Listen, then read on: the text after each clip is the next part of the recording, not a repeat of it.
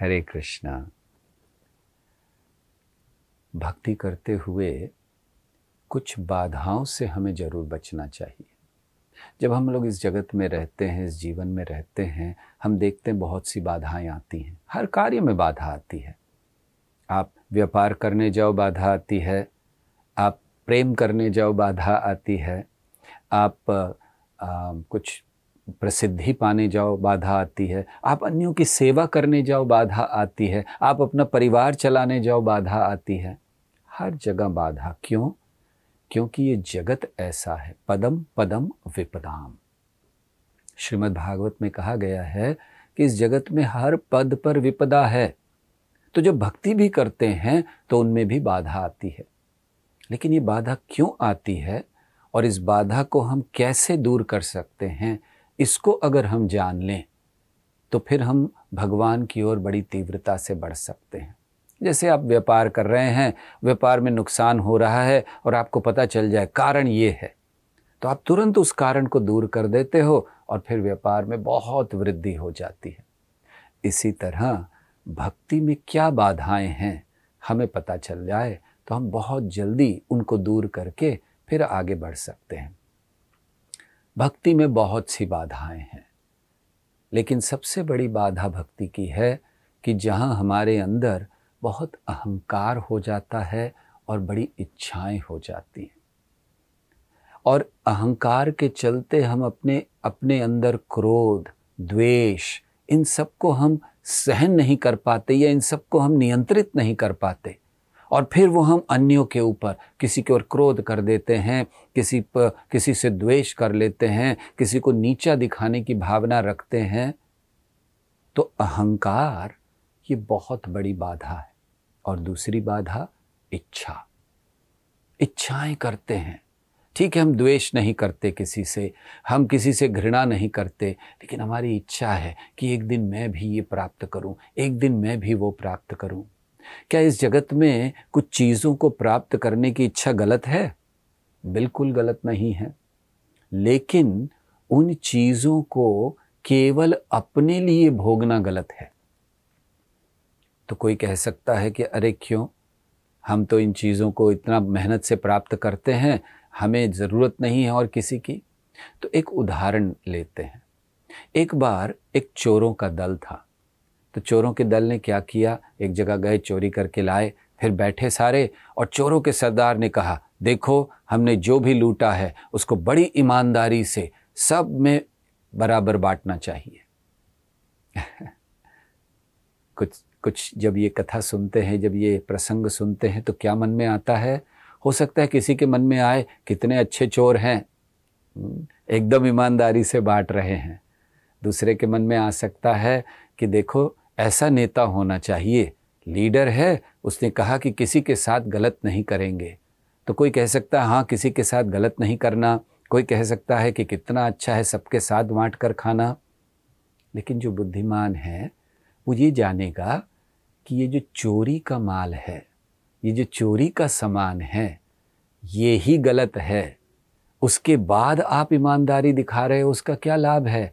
चोरी कर कर लाए हो सामान को, तो आपका मूल आधार ही गलत है। इसी तरह जब हम इस जगत में रहते हैं, ये सोचकर कि मैंने ये प्राप्त कर लिया, ये मेरा है, मैं बहुत अच्छा हूँ, मैं दूसरों की मदद करता हूँ, किसी के साथ गलत नहीं करता हूँ, मुझे अधिकार है भोग करने का, तो जान लीजिए कि सारी संपत्ति किसकी है। आप अगर कोई व्यापार कर रहे हैं, उसमें कोई चीज़ ले रहे हैं, आप पानी ले रहे हैं, आप सूर्य के प्रकाश ले रहे हैं, ये कहाँ से आ रहा है? आपका जीवन चल रहा है। तो क्या हमारा कर्तव्य नहीं है कि जो चीज़ें हम भगवान से चुरा रहे हैं, अगर हम उन्हें अर्पित नहीं कर रहे हैं तो चुरा रहे हैं। हाँ, अगर उनसे लेकर हम उनको ही वो अर्पित कर रहे हैं, गंगा का जल गंगा में अर्पित कर रहे हैं, तब कोई तकलीफ नहीं है। तो इसीलिए बाधा क्या है? बाधा ये है कि जब हम अहंकारवश ये सोचते हैं कि ये मेरे लिए है, हम अपने भोग के लिए इस्तेमाल करेंगे। और दूसरी इच्छा, बहुत सारी इच्छाएं करते हैं। तो क्या करना चाहिए? हमें इन बाधाओं से दूर कैसे आना चाहिए? इन बाधाओं से दूर आने के लिए हमें भगवान की भक्ति को गंभीरता से लेना चाहिए। भगवान से अपने संबंध को स्थापित करना चाहिए। जब हम जान जाते हैं कि भगवान से हमारा क्या संबंध है, तब हम बड़े अच्छी तरह से इस जगत में भी रह सकते हैं और फिर दूसरे जगत की तैयारी भी कर सकते हैं। हमें इस जगत में बने नहीं रहना है, हमें इस जगत में इसलिए रहना है ताकि हम दूसरे जगत की तैयारी कर सकें। और जैसे भी ये बाधाएं हों, चाहे अहंकार हो, चाहे इच्छाएं हों, हमें उनको दूर करना चाहिए। तो अहंकार, इच्छाएं दूर होती हैं जब हम बड़े प्रेम से नवदा भक्ति में लगते हैं। 9 प्रकार की भक्तियां हैं, 9 अंग हैं भक्ति के, विधियां हैं। श्रवणम, कीर्तनम, विष्णु स्मरणम, पाद सेवनम, अर्चनम, वंदनम, दास्यम, सख्यम, आत्मनिवेदनम।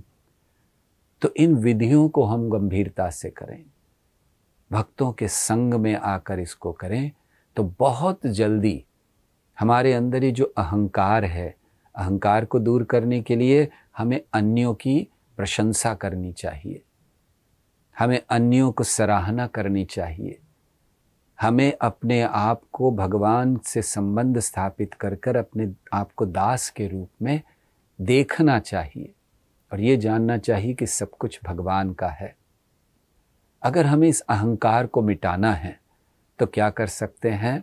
पहली चीज़ ये जान लीजिए कि सब कुछ भगवान का है। दूसरी चीज़, उन्होंने हमें दी है ये चीज़ें किसी एक विशेष उद्देश्य के लिए। और तीसरी चीज़, वो जब चाहें वापस ले सकते हैं। अगर इन बातों को हम याद रखें तो कभी अहंकार नहीं होगा, न धन का, न सौंदर्य का, न सत्ता का, किसी चीज़ का अहंकार नहीं होगा। सब चीज़ें होंगी लेकिन भगवान की सेवा के लिए। ऐसे अगर हम जीवन जिएं, इन 3 बातों को ध्यान रखकर, सब कुछ भगवान का है, भगवान ने हमें एक उद्देश्य के लिए दिया है और जब चाहें वो ले सकते हैं। कभी अहंकार नहीं होगा, सदैव नम्र भाव में भगवान की सेवा में लगे रहेंगे। हरे कृष्णा कृष्ण कृष्ण हरे हरे, हरे राम राम राम हरे हरे। ऐसे ही और भक्तिमय कार्यक्रमों के लिए देखिए हरे कृष्णा टेलीविजन और इसे प्राप्त करने के लिए आप अपने केबल अथवा DTH ऑपरेटर से संपर्क करें तथा और अधिक जानकारी के लिए आज ही डायल करें 7666 839 839।